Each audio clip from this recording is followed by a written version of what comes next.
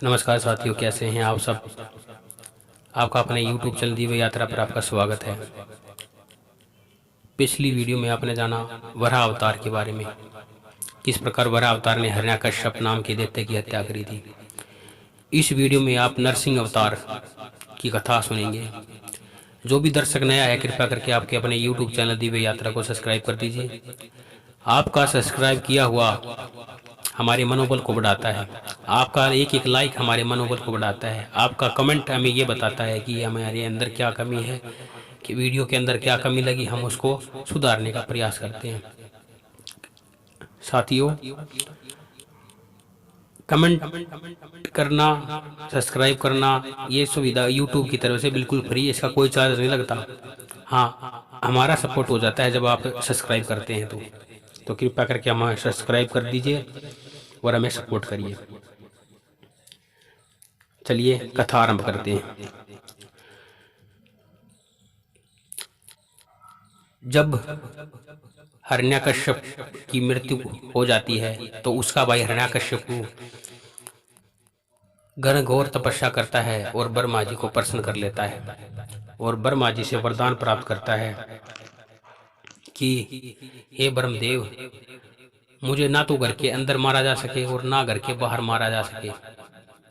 ना ही मैं आकाश में मरूं और ना ही मैं धरती पर मरूं। ना उत्तर में मरूं ना दक्षिण में मरूं, ना पूर्व में मरूं ना पश्चिम में मरूं, ना दिन में मरूं ना रात में मरूं। इस प्रकार का वरदान पाकर दैत्य अपने आप को अमर समझने लग गया था। परंतु सृष्टि का नियम है, जो पैदा हुआ है उसका मृत्यु जरूर होगी, उसका नाश होना जरूरी है। हिरण्यकश्यप अहंकारी हो गया और पृथ्वी पर अत्याचार करने लगा। पृथ्वी पर अत्याचार इतना बढ़ गया था, उसके डर के उससे भयभीत होकर सारी प्रजा, तो पूरी पृथ्वीवासी हिरण्यकश्यप नाम के दैत्य की पूजा करने लगी थी। तब आकाशवाणी हुई कि हे हिरण्यकश्यप, तुम्हारे वंश में ही एक विष्णु भगत प्रकट होगा। वर्षों बीत गए,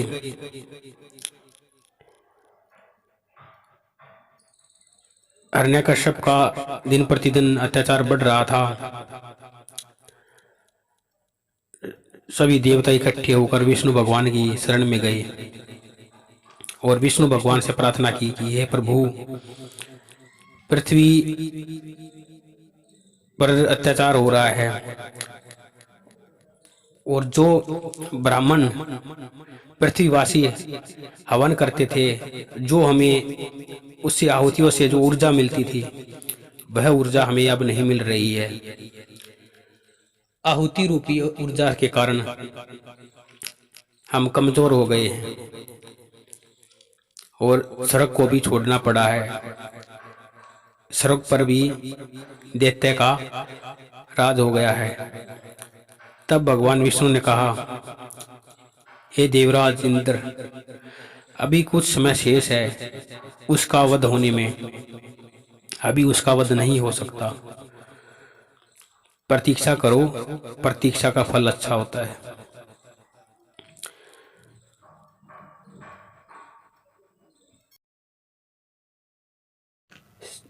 समय बीतता गया और भगवान नारायण की कृपा हुई और प्रहलाद भगत ने जन्म लिया। प्रहलाद भगत शिशुकाल से ही अपने पिता को भगवान मानता था, क्योंकि पूरी पृथ्वी पर हिरण्यकश्यप का राज्य था। पूरी पृथ्वी उसी का नाम ले रही थी। उसी के जयकारे सुन सुनकर वो भी अपने पिता का भगत बन गया। परंतु कहा जाता है, विधि के विधान को कोई नहीं बदल सकता। उसी प्रकार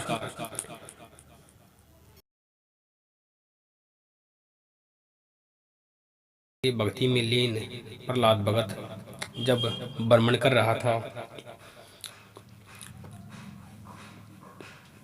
तो उसने देखा कि एक जगह पर बहुत सारे लोग इकट्ठा हैं। तो प्रहलाद भगत का मन करा वहाँ पर जाने के लिए, और वो वहाँ पे गया। उसने देखा कि एक महिला हाथ जोड़े भगवान विष्णु की स्तुति कर रही है। वो महिला थी श्री माता यादे माँ। जब श्री यादे माँ भगवान विष्णु की स्तुति कर रही थी, तब प्रहलाद भगत ने देखा कि ये तो मेरे पिता का नाम छोड़कर श्री हरि विष्णु का नाम जप रही है। इसका कारण क्या है और ये क्यों जप रही है? तो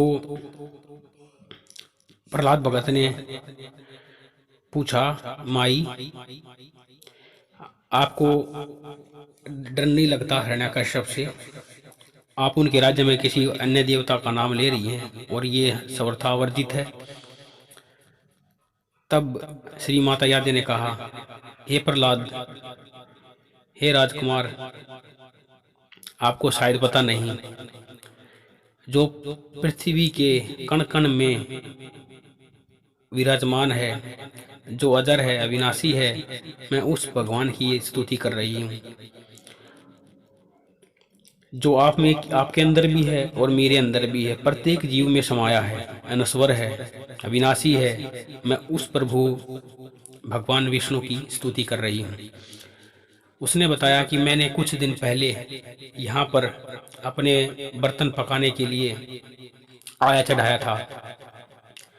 आया होता है जब कुम्हार अपने बर्तन पकाने के लिए जो व्यवस्था करता है, एक गड्ढा सा खोद कर उसमें बर्तन रखकर उसके ऊपर से एक लेप चढ़ा लेता है और फिर उसमें आग लगा देते हैं, तो वो आग से लग जाती है, बर्तन पकते हैं। तो बर्तन पकाने का काम चल रहा था, और जब श्री यादे माता भगवान विष्णु का नाम लेकर आय के चारों तरफ घूम रही थी, तो एक बिल्ली भी उसका साथ दे रही थी। वो भी म्याऊं म्याऊं करती उसके आय के चारों तरफ माता यादे के साथ में घूम रही थी। तब प्रहलाद भगत ने कहा, यदि अगर तुमने इस बिल्ली के बच्चे को बचा लिया तो मैं भगवान विष्णु का भक्त बन जाऊंगा। अगर ये बिल्ली के बच्चे अगर नहीं बचे इस तपती हुई अग्नि में, तो फिर आपको दंड मिलेगा, मेरे पिता की भक्ति स्वीकार करनी पड़ेगी। यादे माता ने हाँ कर दी,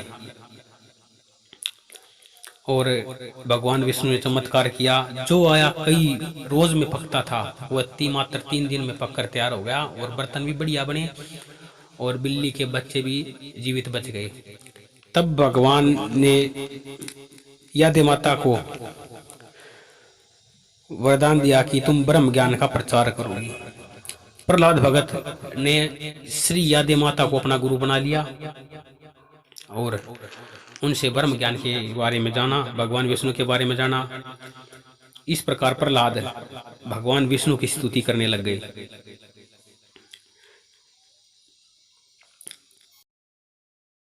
प्रहलाद भगवान विष्णु की स्तुति में इतने लीन हो गए कि उन्हें भगवान विष्णु के सिवा कुछ नहीं दिखता था। एक बार उसके सहपाठियों ने उनसे कहा, अगर तुम अपने पिता की भक्ति छोड़कर किसी अनजान आदमी की, जो तुम्हें दिखाई नहीं देता, जो तुम जानता नहीं, जो तुम्हें पहचानता नहीं, जिसने तुम्हें अनाज नहीं खिलाया, और तुम अपने पिता का अनाज खाकर उसका अनादर कर रहे हो। तब प्रहलाद भगत ने कहा कि सर्व विदित है, मैं अपने भाग्य का खा रहा हूँ। तब उसने उसके एक मित्र ने एक पेड़ से एक टहनी को तोड़ दिया। उसने कहा, अगर तुम्हारे भगवान विष्णु हैं, अगर तुम मानते हो, अगर तुमने कहा है कि भगवान विष्णु हैं, तो इसको वापस जुड़वा दो। तब भगवान विष्णु ने देखा, प्रहलाद भगत ने उनके चरणों में अरदास करी, विनती करी, है प्रभु, आज आपकी और मेरी दोनों की परीक्षा है, आप कृपा करके आप इस टहनी को वापस जोड़ दे। भगवान विष्णु ने उस टहनी को वापस जोड़ दिया। तब से उसके मित्रगण भी प्रहलाद भगत के साथ में भगवान विष्णु की स्तुति करने लगे। भगवान विष्णु की स्तुति चारों तरफ से विष्णु के जयकारे होने लगे।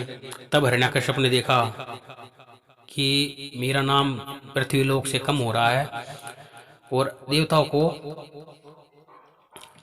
यज्ञ का अंश ग्रहण होने लगा।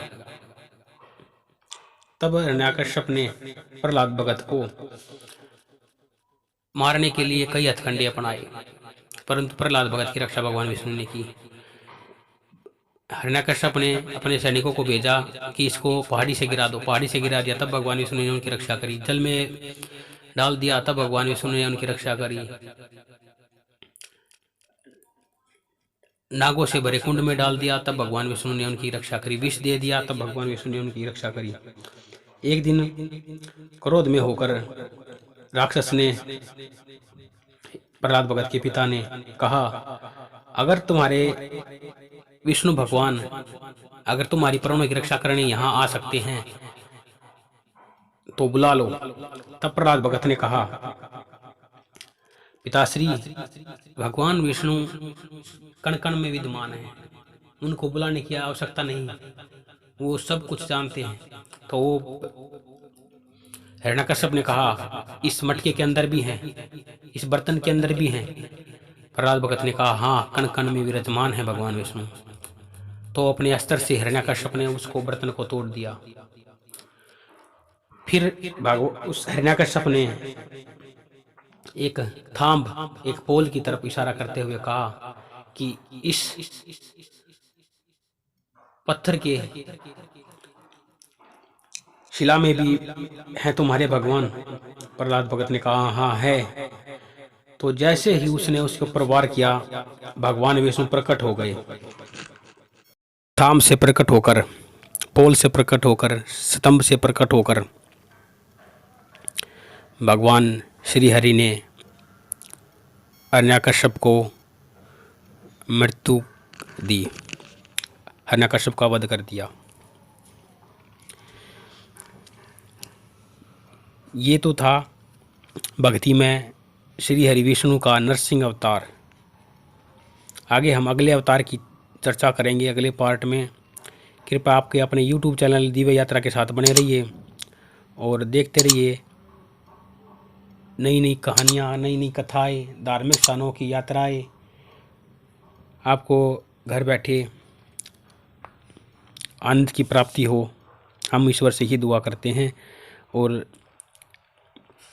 वीडियो को जितना हो सके शेयर कर देना। जय श्री हरि।